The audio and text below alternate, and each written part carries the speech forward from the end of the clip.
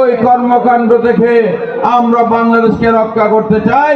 আমরা জনগণের জন্য, জনগণের শাসন, জনগণের উন্নয়ন এগুলো নিশ্চিত করতে চাই।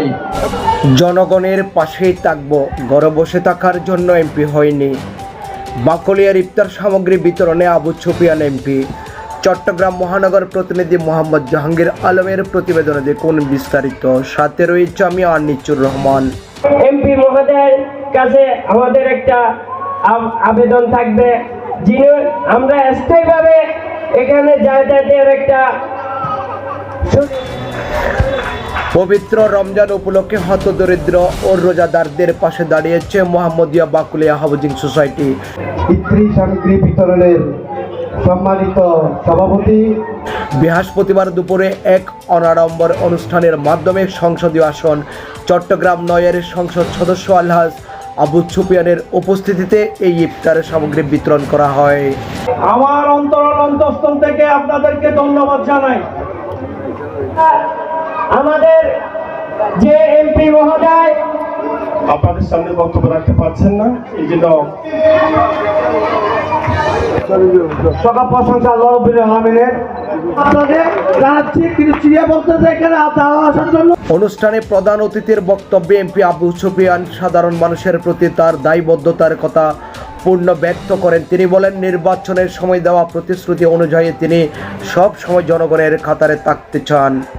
এই সময় তিনি আরও বলেন, আমি জনগণকে কথা দিয়েছিলাম এমপি হওয়ার পর ঘরে বসে থাকবো না, সাধারণ জনগণের মাঝেই থাকবো। কারো কোনো অসুবিধা হলে শুধু একটি ফোন করবেন, আমি সরাসরি চলে আসব ইনশাল্লাহ।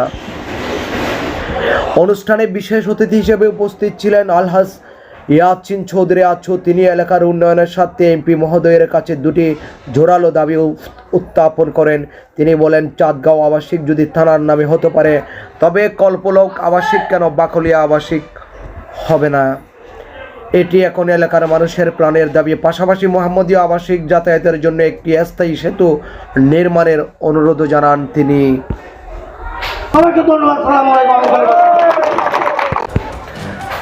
মোহাম্মদিয়া বাকলিয়া হাউজিং সোসাইটির এই উদ্যোগে আরও উপস্থিত ছিলেন এলাকার বিশিষ্ট ব্যক্তিবর্গ, হাজি দানমিয়া সওদাগর, হাজি মুসা ও আব্দুল মান্নান, নুরুল আলম কালু ও মাস্টার নুরুল ইসলাম, মোহাম্মদ ইসমাইল হোসেন লেদু সহ স্থানীয় গণ্যমান্য ব্যক্তিবর্গ।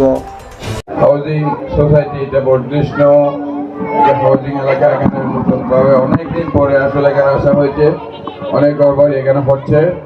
উপস্থিত আছেন আমাদের দুজন প্রিয় সহকর্মী, সাবেক ওয়ার্ড কাউন্সিলর জনাব নাজমুদ্দিন আহমদ, ইয়াসিন চৌধুরী আশু, দক্ষিণ বাকলিয়া ওয়ার্ডের সাবেক কাউন্সিলর।